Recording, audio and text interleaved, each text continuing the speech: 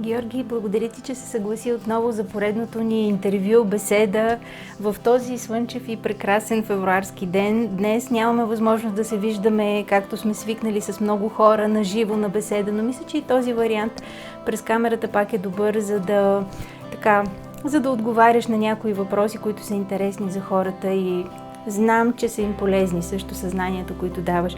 Темата на днешната ни беседа е свободата. Каква е истинската свобода? Да започнем от тук. Благодаря ти за хубавия въпрос и по принцип за хубавия контакт, който правим дори и чрез техническите средства с хората. Още Екзюпери е казал, че онова, което Всевишния е дал на човека, това е едно от най-прекрасните неща, е контактуването между хората. Разбира се, най-добре е живия, прекия контакт с хората. Той е незаменим. Нищо не може да го замени. Защото същностите са близо една до друга и могат да се усещат. Така че това е чудесно. Ще си помисля малко за свободата, защото свободата е много широко понятие. И по различни начини от различните съзнания, докъде е стигнало човешкото съзнание, т.е. от различните индивиди, за различните индивиди свободата е различна.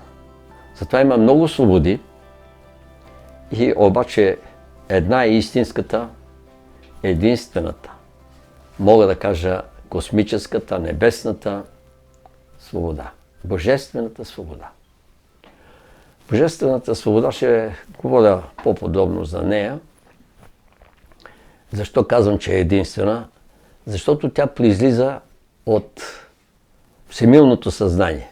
Директно от Твореца, да го наречем. Както и да наречем това всемилно, това божествено съзнание, в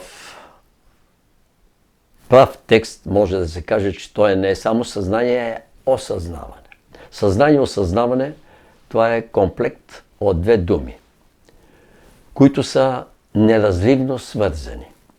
Защото съзнание имат всички живи същества, включително и атомите, и молекулите, и последната клетка, най-нишата в минералното царство, но осъзнаване има само най-висшите.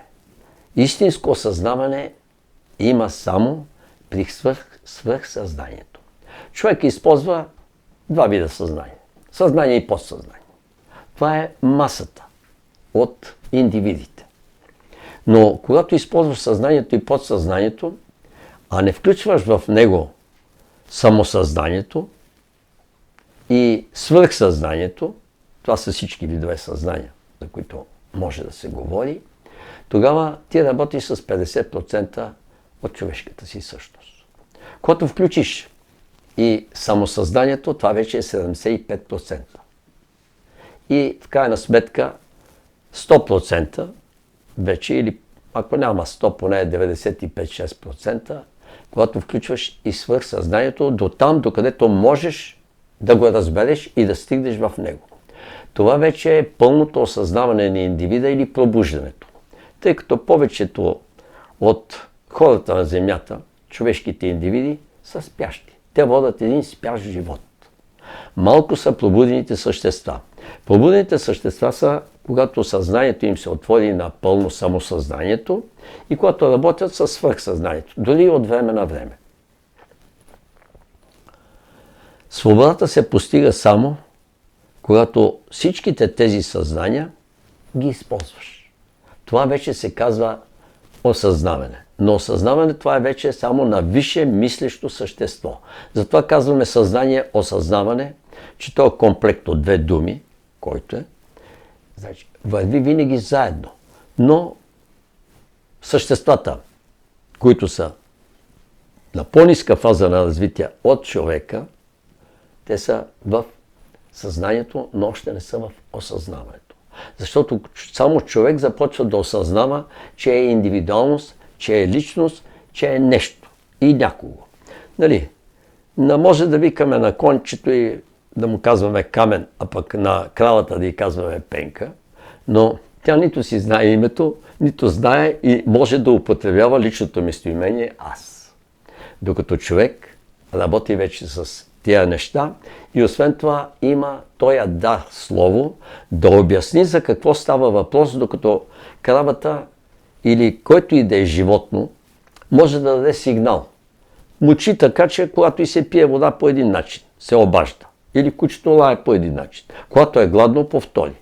А когато пази къщата, по трети.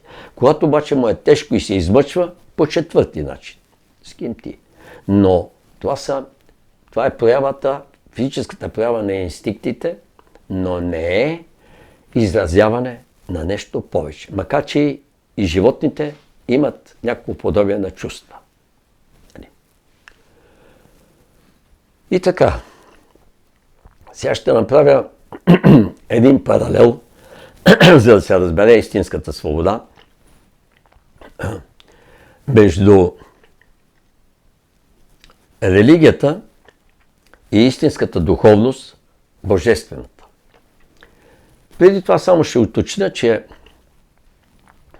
такива термини, които са създадени от земните служители, които са земните служители на религиите, тези термини не важат горе и не се употребяват.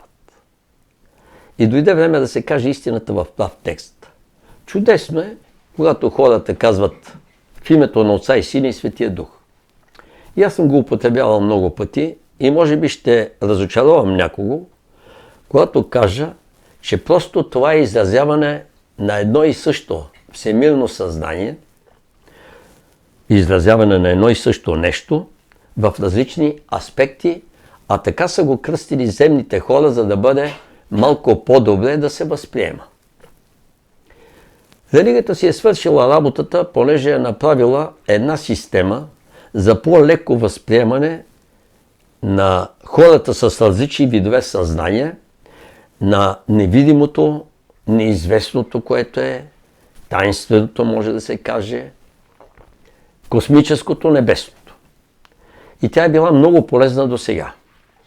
Но сега човешкото съзнание е израснало много и е отишло доста напред, така че това повече не му е необходимо.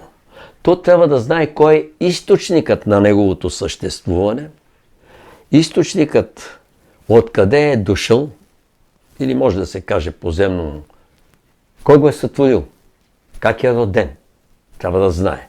Защото този източник, това е първата жизнена причина и е тъй нареченото всемирно божествено съзнание, което е пропито във всичко видимо и невидимо, във всички светове и в цялата Вселена. То е самото пространство и движението в това пространство, където и всичко, което е.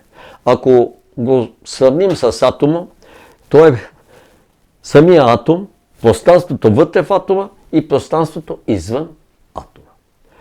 Много трудно може това да се схване цялостно от един наистина земен ум. Особено тук на Земята. И ако наистина тая човешка същност, ако не е слязла отгоре и не е минала през тия степени и стъпала надолу, или пък от Земята, ако е роден да мине нагоре, не може правилно да разбере онова, което казвам в момента. На това всемирно съзнание ние му даваме различни имена. Може да се казва Бог, може да се казва Аллах, може да се казва Яхве, Год, Дю, може да се казва безкрайност, вселюбящия, всемъдрия, всесилния, вседържителя. Това е едно и също. Това чисто и просто е едно абсолютно велико, космическо, божествено съзнание. Първата жизнена причина. Това е нашата основа, която прави и нашата реалност на съществуване. Няма нищо друго. Той е в непрекъснат покой и равновесие, но от него произлизат всички принципи. Като се започне принципа на силата, която е, казваме някъде енергия, но то е сила. Тук само ще отворя една скоба за една секунда. Енергия е винаги, когато получаваме. Сила е когато даваме и получаваме. Това е основното във Вселената. И затова, много се говори за това, за енергията. Сила, любов, мъдрост, истинност, където се дава. Справедливостта, откъдето излиза. Стремежът към съвършенството, съзиданието и всички останали основни принципи на Вселената, те произлизат от този първоизточник на живота, на любовта и на светлината. Няма друго. И понеже в различните народи, не само и народи, и раси, както и ще да го наречем и етноси, е наречен този дух, ако може да го наречем вселенския разум, с различни имена. Но това е абсолютно едно и също. И така, религията си е изпълнила тая основна причина, т.е. така основната позиция и основната задача, която й е било наложено, да приведе някак космическите неща, да ги принизи, да ги израни с земните и след това обаче започнала да украсява толкова много нещата и с толкова неща, които са да ги прави, да ги декизира или козметични промени да им прави, че вече самата основа, самото ядро, самия фундамент е забравен. И сега се отдава повече въпрос на ритуалите, на разни догми, на разни канони, които не могат да преместят 1 милиметър, една йота напред човешкото съзнание. В никакъв случай. Затова се подписвам и с едната и с другата ръка и даже с двата как ще се подпиша. Не може догмата, не може канона да го изведе напред. В никакъв случай. Защото всичко е променливо. Да, има неизменими принципи, но това са абсолютните космически принципи, които външно изглеждат неизменими, но те въпреки всичко еволюират. Защото нищо във Вселената не е в абсолютен покой, макар че всемирното съзнание изглежда, че е в пълен покой и равновесие винаги. Но от него идва всичко до нас. И за това, когато казвам, че има една свобода, това е свободата ние да го разберем и да живеем точно по тия принципи и закони, съобразявайки се с тях. Да имаме този дар на различаване. Да разбереме кое е свобода и кое не е. А кое е от многото материални и физически свободи, които са направени на земята. Но те са направени от егото. Сега ще кажа така един пример, който съм го казвал някога. Сега ще го повторя на бърза ръка, за да се знае как егото държи човека. Егото е най-прекрасното нещо, докато човек стане личност. Стане индивидуалност. То му дава индивидуалността. Без его човек не може да стане индивидуалност. Да има собствено мислене, и затова казвам, тая степен на мисленето докъде е достигнало, и това осъзнаване. Егото го държи в съзнанието и не иска да го пусне към свръхсъзнанието. Точно поради тая егоистична причина, защото самото то, като субстанция, може човек, когато стане твърде космически, с космическо мислене, работи със свръхсъзнанието, той чисто и просто направо може да се каже, че самовздевява, унищожава, убива егото си. А егото е мисъл, форма, която е направена от нас самите. Тя е засилена. И колкото човек е по-елементарен, има толкова по-силно его. И затова се казва, че има по-голяма простотия, да кажем малко улично. Аз обичам да употребявам улични изрази. И Защото те много по-ясно и ярко изразяват нещата. И така, има едно малко връбченце, който си живърка в едно кафешче, но само може да си маха крилцата вътре, защото това кафе е много тесен. Толкова. Прави си гимнастика с крилата, ама не може, не знае какъв е полета, не може да лети. Обаче, по едно време научава, че може да си излезе от този кафес, значи от това нещо, казват му други, които са отвънка. И той вика, въпчето вика, как тия са отвън? Нали?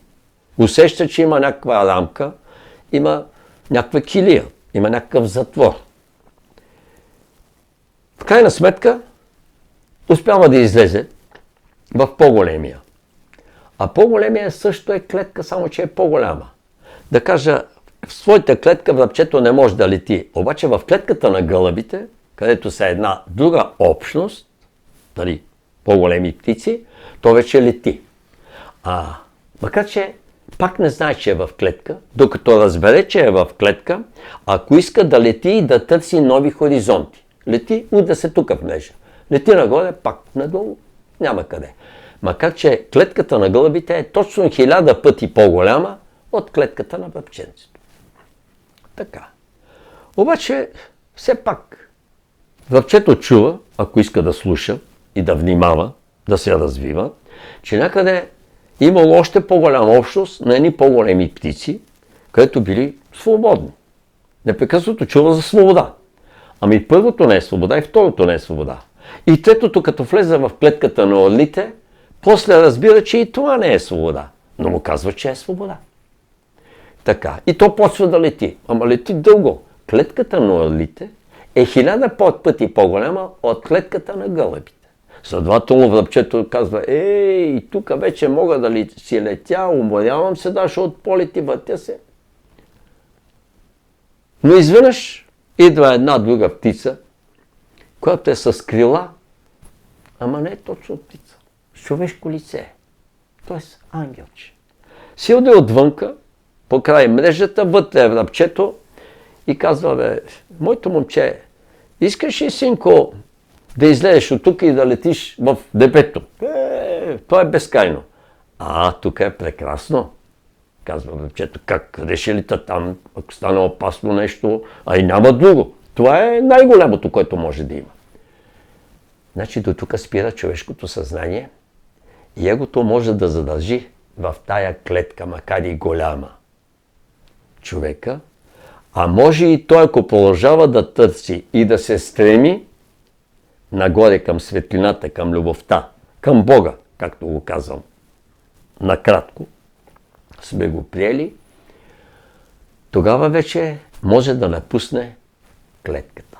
Само че, какво му казва ангела с крилата? И едното е крилато и другото. Виж какво, моето момче. Вътре някъде има едно ключе. То седи някъде е скрито в тая огромна клетка. 1000 пъти по-голяма от гълъбите и 100 000 пъти от твоята клетка. Когато е било връбчето първоначално, нали? Намери го ключето, има и един отвор, една вратичка, отключваш и излизаш. Това е изключително трудно. Сега ще говоря точно за това и за тая свобода.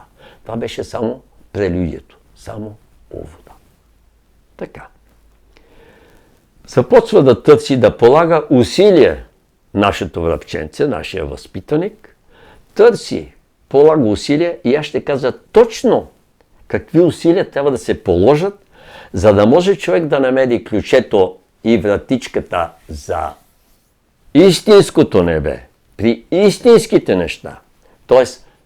при истинската свобода и истинската божественост. Т.е. да се съедини с първоизточника, откъдето идва. Ако не се съгласи, остава си в самсарата, ражда се пак, може и да се роди не следващия път връбче. Що ме стигнало до орлите, ще се роди може би като гълъб, след това може да се роди като голяма птица, но пак ще бъде в клетка, докато не разбере, че трябва да напусне клетките. Макар че клетките му предлагат позлатени клетки, хубави, с бисери, с диаманти, дават му хубава храница, водица, отбали семенца, всичко е материя. И то със зълък ви вика, къде ще хода? Тук ми е великолепно. Така, това са трите степени на свободата, са трите клетки, за които говори. По-ясно да се изразя. Значи първата е, това е личната, моята естествена свобода, която е абсолютно егоистичната свобода, свободата неговото. Аз съм връбченцето в малката клетка. Това е. И най-интересно, че всички, които са свързани с материята много силно, те са в тая. В този раздел на свободата. В тая клетки са. И той се чувства, защо непрекъснато не е добре. Нещо му липсва, нещо има. Защото като си разпели крилата, ги удра и го боли. Удра ги къде? В решетките. Когато човек премине към някаква духовна общност или започне съзнателно да работи за някаква религия, няма нищо лошо в това, защото има много хора, които наистина са чисти, честни, почтени и са привързани, прилепени към някаква религия или някаква духовна общност. Но и те не могат да си измъкнат. Те са или в клетката на гълъбите, или в клетката на орлите. Защото и това е клетка. Ти си привързан към някакво общество. Не. Трябва да имаш абсолютното чувство и свойство, което е да оставиш всичко това, всички ограничения. Всичко. Ето тук за това, понеже ми зададе, мога още малко да кажа нещо, ще прочета нещо, което е съвсем близо. Това е постулата от тази хубава книжка за молитвата. Вътре пише ето тези неща, които са водещи за онова, което иска да казвам. Че трябва човек да щупи всички кълъпи и всички граници. Молитва без истинска вяра, убеждение и воля е чешма без вода. Молитвата е нашия пътеводител, нашия път, който ни води нагоре. Нашата връзка. Не се моли така. Отправи и заяви реални, конкретни намерения и желания към небето, вярвайки с целият си дух, душа, ум и разум, сърце и воля, че те ще бъдат чути. Никога не се съмнявай, че точно на време и на място ще получиш подходящ и полезен отговор. И благодари на Вселюбящия преди заявката и след заявката. Но следващата половина на този постулат е по-важна. Но помни, молитвата ще има не 100, а 1000% ефект, когато не само е изпълнена с вяра, убеждение и воля, но и подкрепена винаги с добри човечни дела. Искаме разни лъскави неща, материални от Господа, ама нищо не сме направили.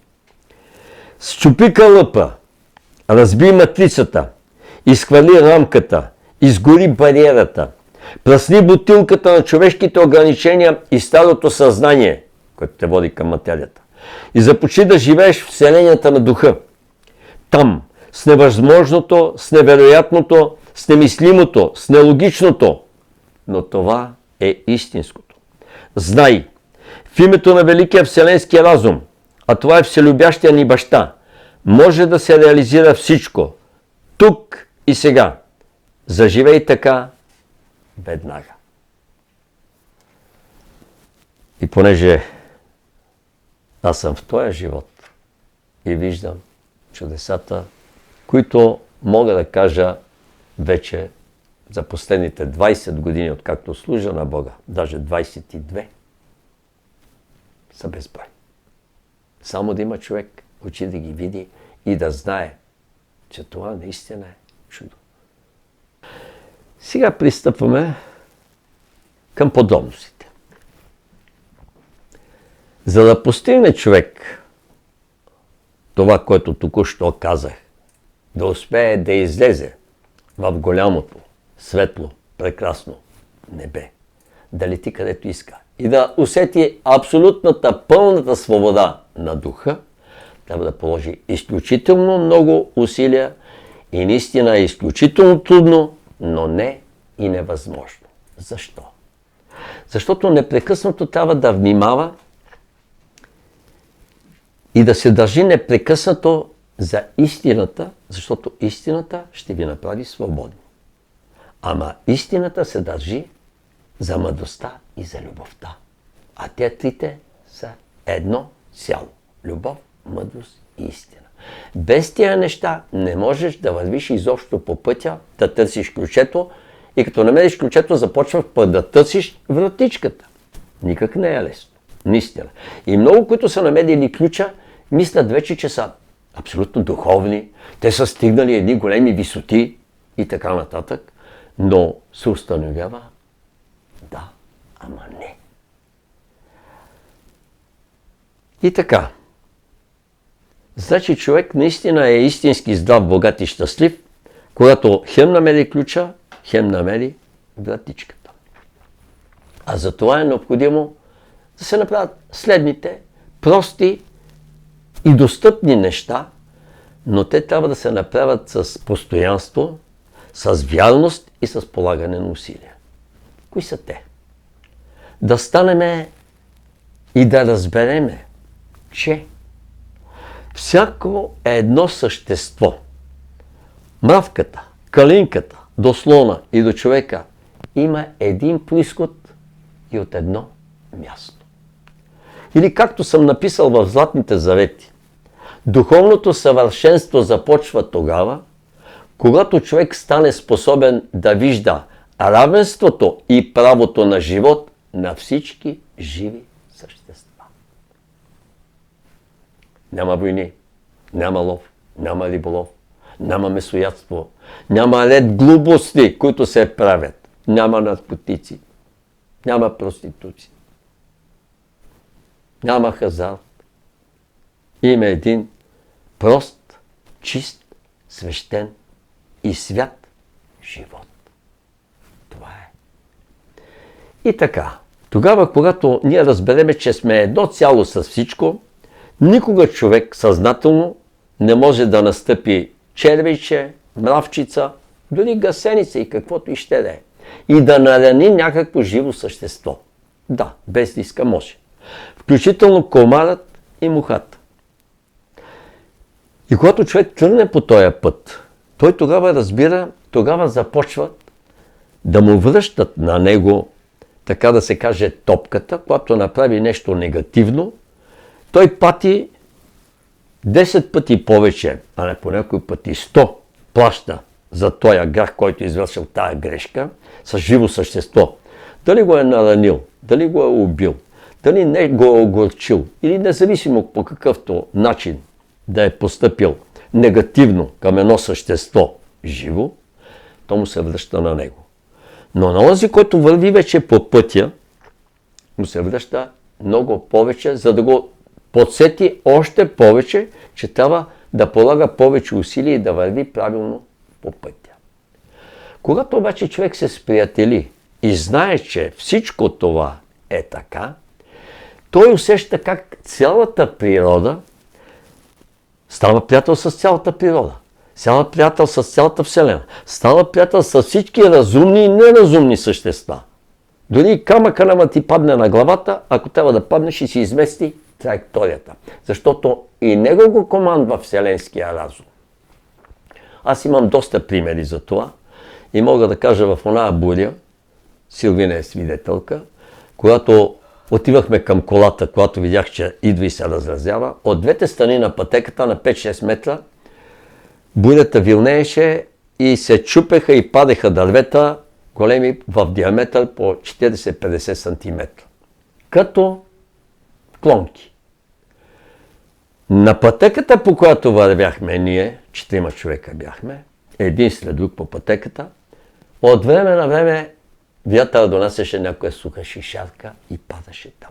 Капка дъжд, зърно градушка и пълна тишина. Докато не излезе. Да. Освен това, няма същество, както като е свирал Орфей, те са го заобикаляли и са го слушали. И имали са му доверие. И защо? Защото Орфей е бил посветен, не е ел месо, не е бил ловец да ги избива. Те знаят отношението си. Аз още преди да получа каквото и да е посвещение, работех в една конна база. И понеже много обичам конете и животинките там, бях общ работи. Ниско заплатена работа, един приятел ме назначи, защото не можах да си намеря работа. Чисто и просто. И той ви каза, карай тук време на работата, ама карай да получаваш нещо. Поливаме плаца. Обаче те другите, където бяха общи работници и конегледачите, почваха да си пият алкохол от 12 часа, говорят си, правят това, онова. Аз предпочитах да язда някое кротко животно, така. Излизам на плаца, където е, и си въртя обикновено. Избирах женски кон. Но съм яздил всякакви. И винаги си имах у мене по едно захарче да дам на кончето, или имаше едни ситни бомбони, които се валех. Имаше и други. Къц. Кончето обича малко, но сладко. И винаги давам му преди да го яхна и след това пак му давам бонус, като свърши. Сега минаха доста години от тогава, може би 5, 6 или 7, и с още двама приятели пресичаме конната база на Банкя. Тя е много голяма и за да не обикаляме километри откъдето е заградена, минаваме през оградата и трябваше да минем точно от другата страна. И вътре срещу нас, свободни пуснати коне, 3 коня идват по алеята. Значи, вижда се, че оня средния е водач, другите два са с половина 1 метър отстрани. Дават му предимство, той е напред.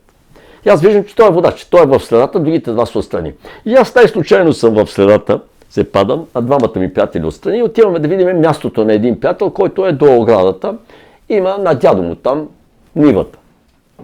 Бяха вече върнали местата. При реституцията, тъй наречената. По едно време, както си вървиме, и аз викам да отстъпиме така, да им дадеме място, викам, кончетата да си минат. Ние сме по-висшите, по-разумните същества. И най-интересно, че се отбихме така отстрани и спряхме. Обаче кончетата вървят и водача, където идва и се насочва право към мене. Идва и си слага муцунката тук отпред и ме гледа в очите и чака. Не ги съм ги познавал тия коне, нищо от никъде. Само искам да кажа как е свързан целият свят, и животинския, и човешкия, и растителния, абсолютно всичко. Искам това да ме разберат хората. Колкото могат. И то чака. И аз, понеже нямах абсолютно нищо у себе, аз разбрах, че той иска бомбонка, иска за това. Само на мене, и то водача. Другите изобщо все едно, че не ги вижда. И аз викам, нямам бе, моето момче. Какво направи кончето? Хвана ме леко с устни за ризата, подръпна я така, подръпна я няколко пъти, те ме каза, абе, не ми даваш нищо. И си тръгнаха. И те, моите приятели гледат, абе, какво стана? Викам, и да ви кажа, надали ще да разберете. Така, това е един от случаите. Когато това е... Друг случай имам, аз знам, че всеки един ловец знае, дивите гълъби, гривиците, как не допускат никога ловеца на един изстрел. Ловежиската пушка 70-80 метра, 100 нали, зависи, ако е малокалибрена, може и далече да гръмне. Но нищо не допускат. Веднага летят, бягат, правят си по гръзата по много високи дървета, недостъпни места и така нататък. На морския бряг съм и посрещам слънцето сутринта. Изведнъж гледам, долетяха 2 гълъба и кацнаха така на 10 метра от мене и почака да търсят нещо там по пясъка и така по брега за кълване.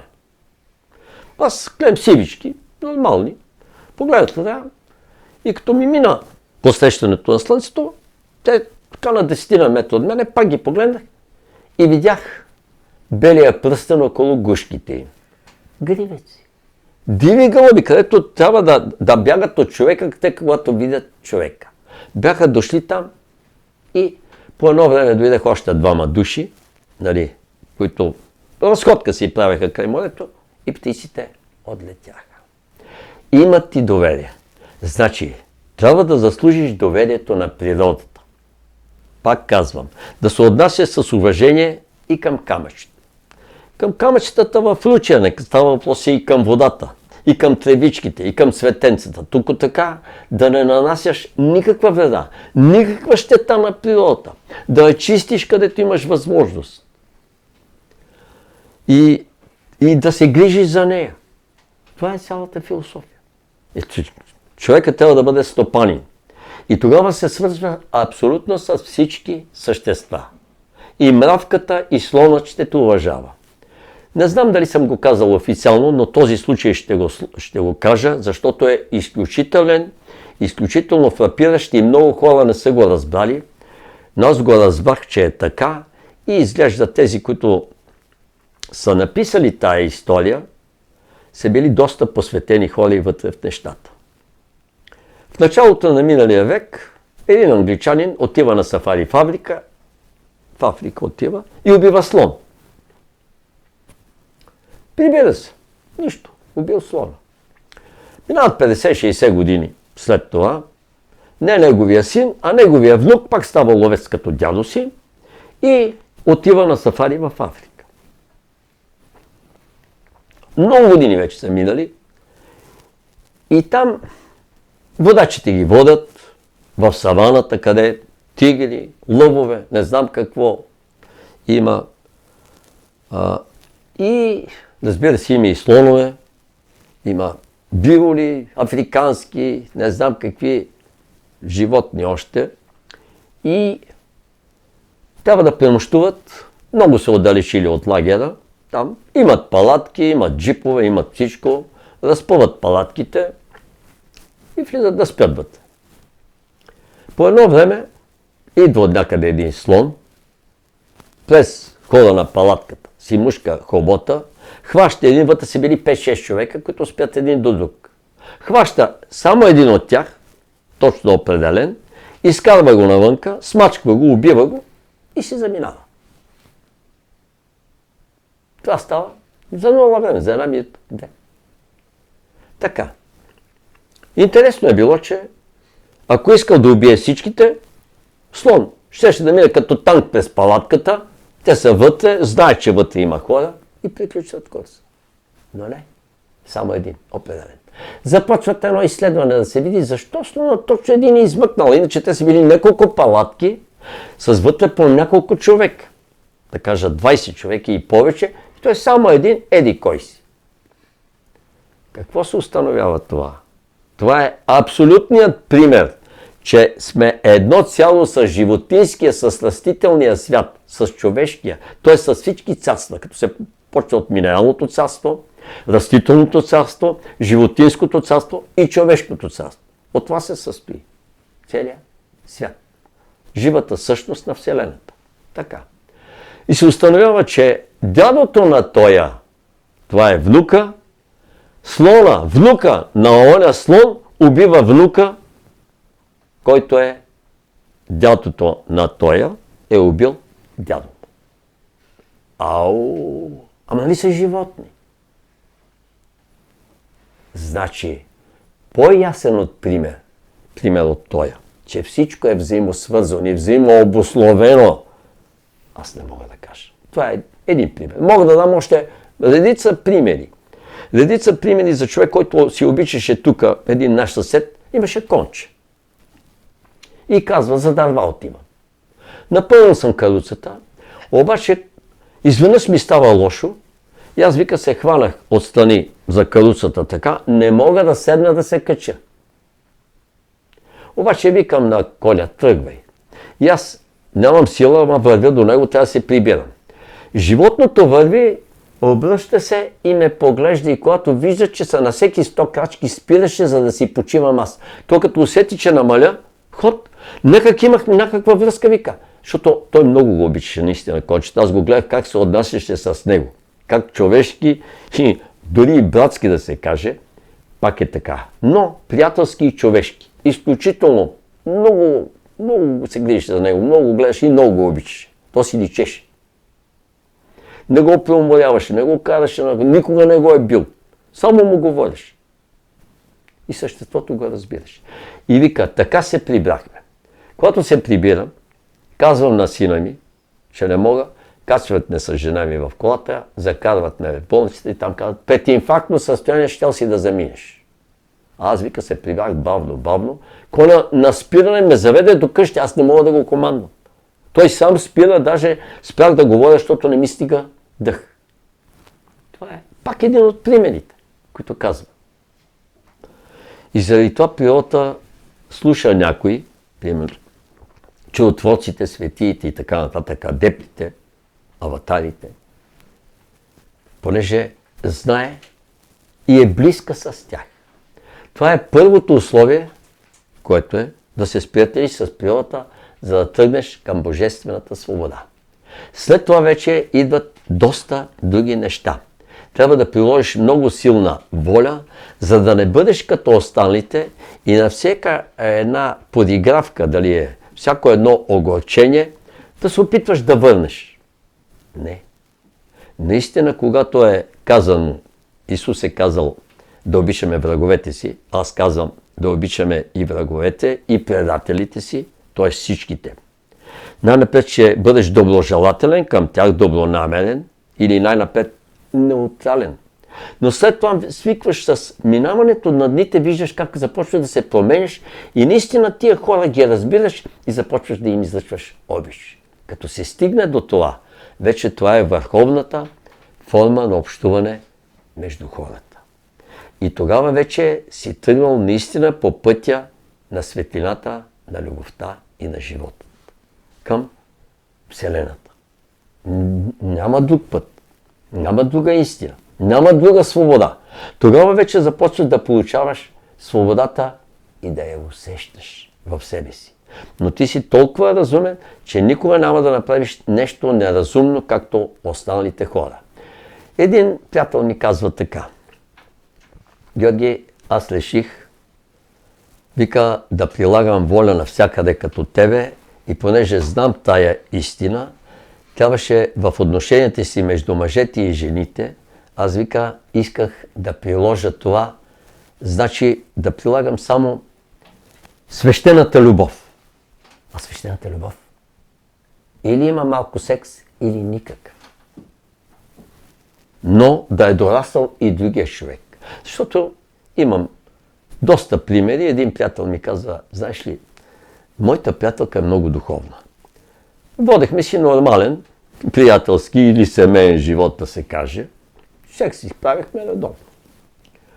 Обаче, вика, последната година, аз сме приятели повече от 15 години. Последната година обаче тя някак, вика, започна да става друг човек, друго излъчване да има и не иска. Иска, вика, може да се целунем, да се пригърнем така. Вика, бе, добре ми е само, вика, като се държиме за ръце. Това е вид велика ангелска любов. Тя е космическа любов. И тя е доволна от това. Но той не. Вика, бе, заглеждам се по всички млади, вика, хубави жени. Нещо ме подкарва отвътре. Какво го подкарва? Страстта. Егото. Ясно, че го подкарва. Темния няма. Защото той не се е извисил толкова духовно и фактически, вика, накрая се разделихме. Аз викам, бе, на мене си ми трябва всичко пълноценно. Секс. Още един пример ще дам с този моя приятел, който каза така. Аз реших, вика, това да го пробвам. И Георги, вика, живеех с една хубава, млада, интелигентна, прекрасна. Много обичах и тя ме обича. Това, вика, е самата истина. Но аз реших да прилагам този начин, защото съм тръгнал по пътя на светлината и реших, иначе, да, много сме си близки, много сме си добри, но да направя секс. И за 3 години, вика, ще ти кажа, че първата година 3 пъти правихме секс. Втората година пак 3 пъти, третата 2 пъти. И аз му казвам, 8 пъти за 3 години. Да, вика, ще ти дам, вика, е това календарче, където съм писал даже на коя дата сме правили, за да ги приближите с 8 пъти. И аз викам, ти шегуваш ли нещо? На подбив ли ме взимаш? Не. Но на 4-та година тя ме напусна. И каза, виж, аз искам един пълноценен, дори приятелски живот, докато ти не ми даваш това, какво ти става, млад си, здрав си, можеш. Виж сега, какво искам да им кажа точно.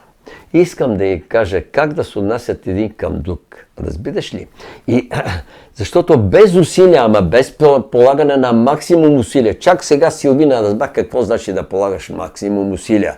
Когато и се ступа на нейната глава и вика, ама то никак не е леко да служиш на Всевишния. Как ще е леко? Толкова беше леко и свещениците щеха да служат. Ама не служат. Те служат на себе си, служат на епархията и служат така на Светия Синод.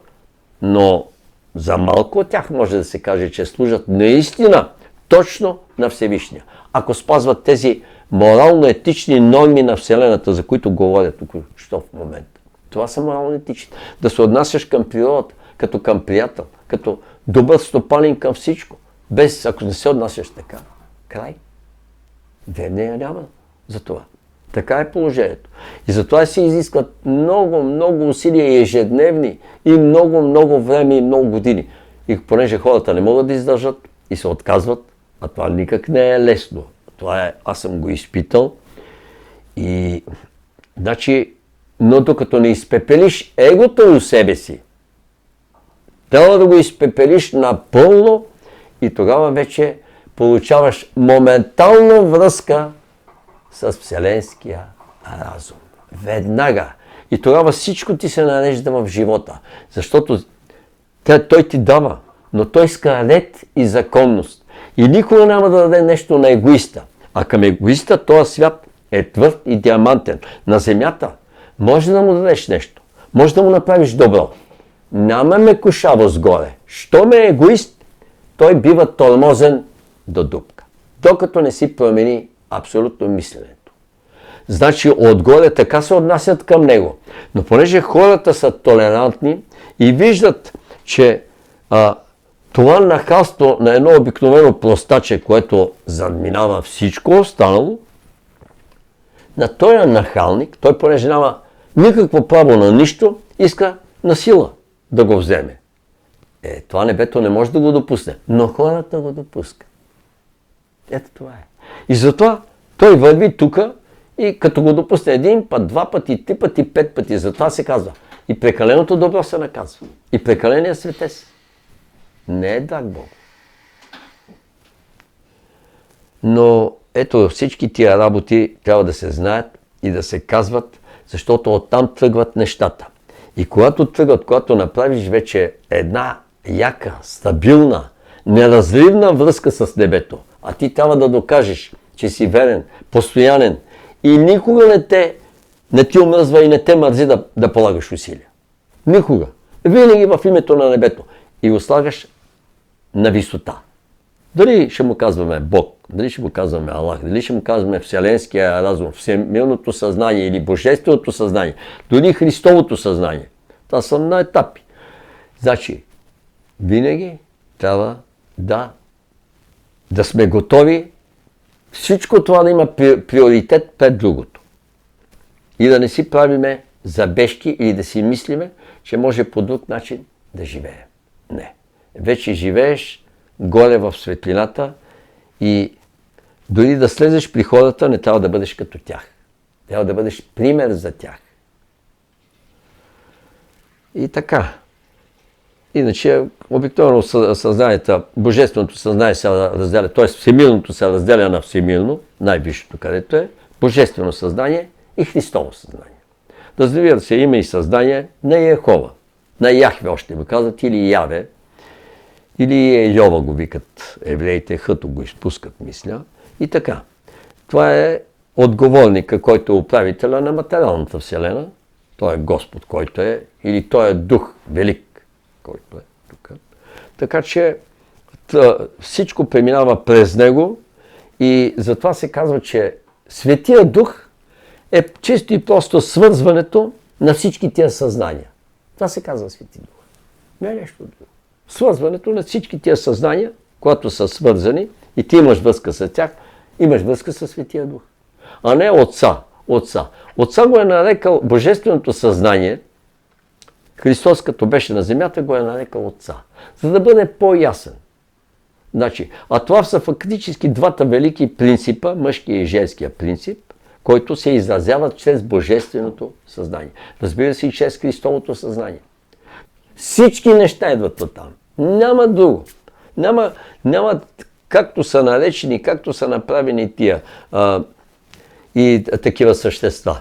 Всички същества са в човешко тяло и когато ние казваме за дяволите, че са дяволи, че дали са дяволи, дали са караконджули, дали са таласеми, дали са вампири, дали са джинови или каквито и ще и шейтани, каквото и ще да кажем, значи те са човешки души. При всички положения, които могат да ти навредят и отгоре и отдолу. Примерно, човечеството е дръпнало много напред, защото смъртната присъда вече в много страни е отречена тотално. Това на мене ми харесва. Както и насилието и войните трябва да спрат тотално. Ако един престъпник е осъден на смърт, нали, и фактически смъртта му би следвало да си отиде след 50 години живот, на 80 години, те го осъждат на 30 години и му изпълняват присъдата. Добре е, че има осъждане до живота на затвора. Да си отиде по естествен начин. Това е най-доброто. Но ако си отиде и му се вземе така живота, той става толкова зъл и отмъстителен дух горе, че започва да влияе при всички положения на много хора на земята. Ето това е.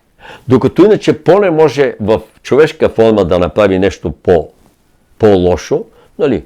Особено ако човека е пазен, изолиран или на съвсем друго място и така нататък, недостъпно, и това е. Да, това е когато се отнема на човек, да кажем, материалната свобода. Но аз те чух тук да споменаваш и други термини. Знам, че имаш беседа духовната свобода, днеска спомена и за божествената свобода. Това означава ли, че свободата е една, но всъщност не е точно така? Да, значи точно това означава. Свободата по принцип е една единствена. Това е божествената свобода, която е дадена. Но как я използват тази свобода вече е по друг начин. Защото всеки един, независимо от какъв е, нали, да става въпрос, дали каква професия има, какъв пол има, какво социално положение има, какво образование има, от коя партия е. Не. Важното е докъде му е дорасло съзнанието. И заради това има толкова много свободи, може да се каже, колкото има и хора на земното кълбо.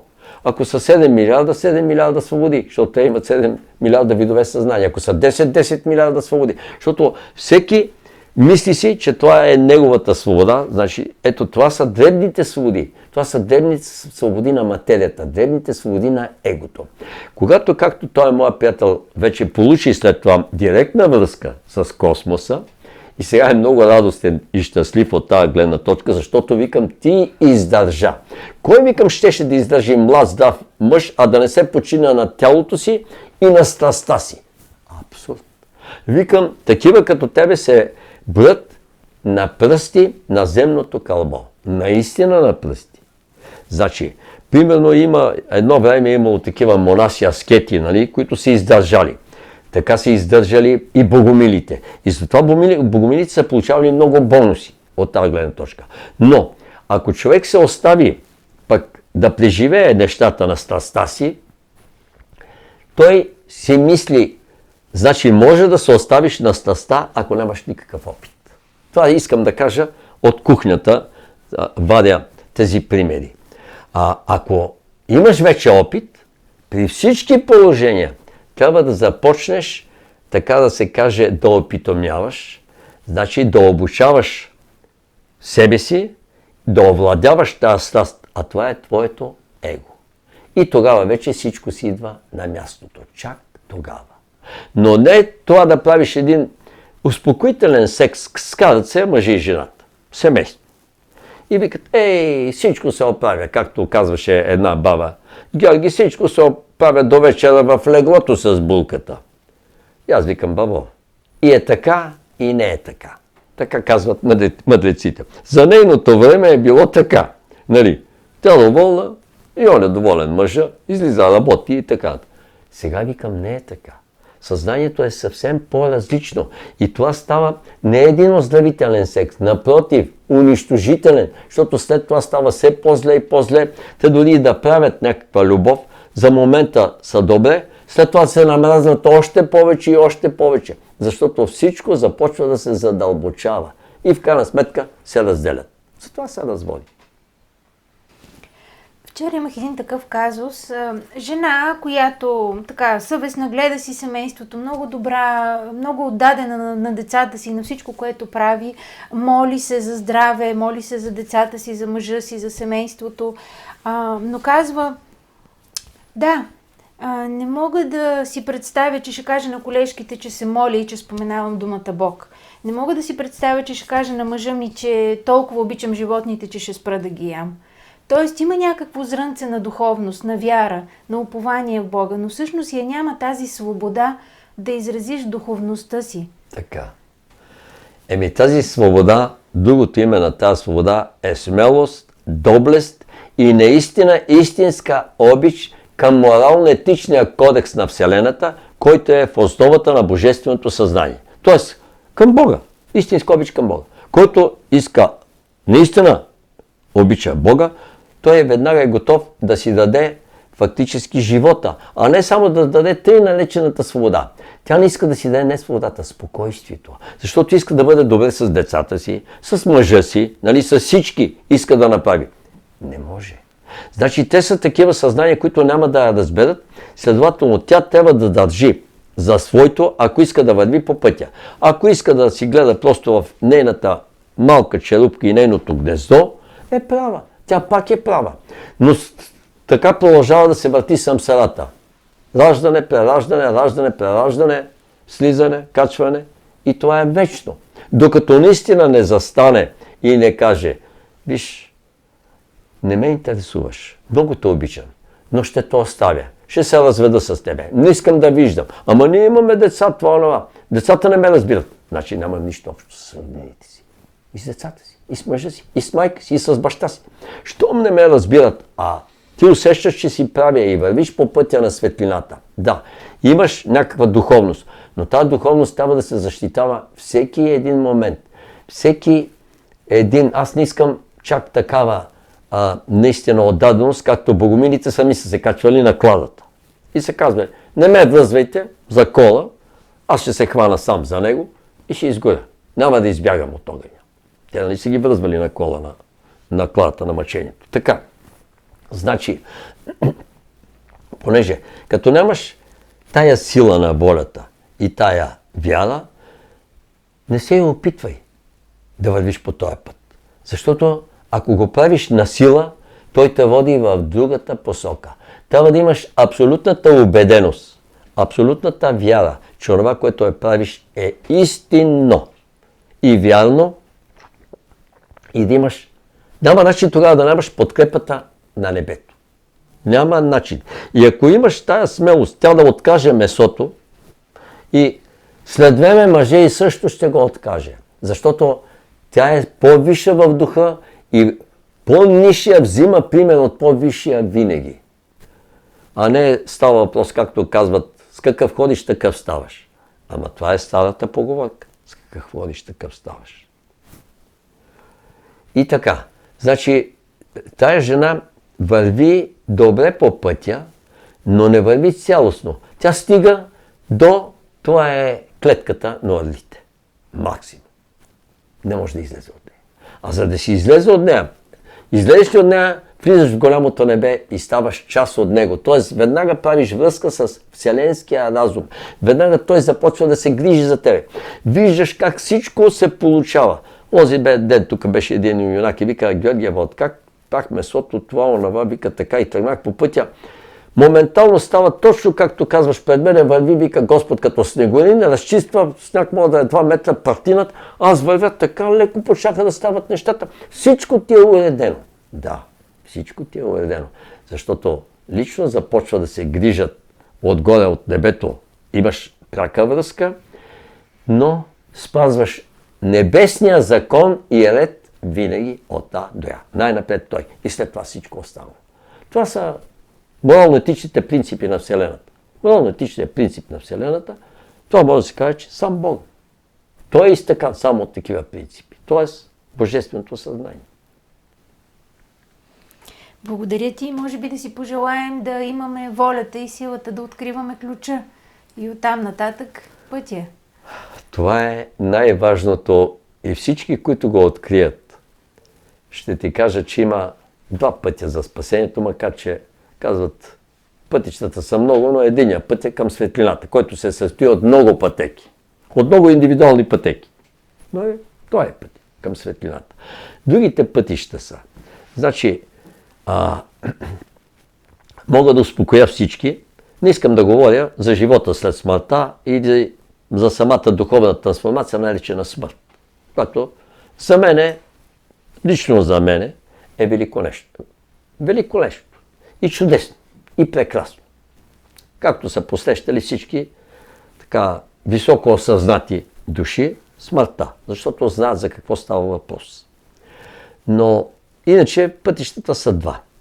Човек дори и да си отида от този свят, чрез болест някаква или друга, трябва да се стреми да си отиде праведен. Това е най-хубавото нещо.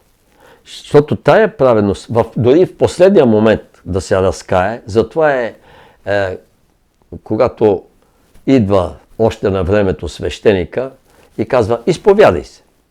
Ако си изповядаш наистина от сърце и искрено, греховете ти се опрощават. Независимо какви са, защото си още в това човешко тяло. Още дишаш въздуха, макар че може след един час или след един ден да си отидеш. И втория е, когато ти се прощават греховете, вече и оставаш жив тук. Значи, тогава вече, но напълно изчистен от кармичните наслоявания, които са останали от тебе. Няма начин да не направиш разни дребни, но те са дребни нарушения, които правиш. Едрото ти вървиш по пътя. А този път, по пътя на светлината, на любовта и на живота, значи към съзнанието, откъдето сме произлезли, ние трябва да се прибереме там, в крайна сметка. Когато вървим, това е приоритет. Винаги да го поставяме на първо място и винаги да има един изключителен морал у нас. Една нравственост. Една етичност към всички и всичко. Ето, това е. И с двата дара на различаване. Двата дара. Един е на различаване, един е на съобразяване. До това казвам така. Значи, човек вече чрез тия дара, които ги е получил отгоре, а само трябва да ги доразвие, може да върви правилно по пътя. А пътя, пак казвам, се минава с вярност. Ама вярност не е да съм верен, ако съм един обикновен поп-свещеник на дядо Владика, защото дядо Владика ще бъде към него толерантен и много верен ще му бъде. Така. А да бъдеш верен винаги на оная светлина, на оная вселенска сила, на оня разум, който е наистина Вседържителя, Всемогъщия, Твореца, Вселюбящия. Той наистина ни обича. Така. И това е. И аз пак казвам, повече наистина трябва да имаме морал. Тоест, при всяка една ситуация да подхождаме от страна на истината и на човечността. Защото на земята няма по-голям морал от човечността. Истинската човечност, а не фалшивата. Добре, благодаря ти много, Георги. И аз благодаря от сърце поклон на Всевищия, Вселюбящия, на Всемилното съзнание, на Божественото съзнание и на Христовото съзнание. Благодаря ти, Господи, че ме послуша.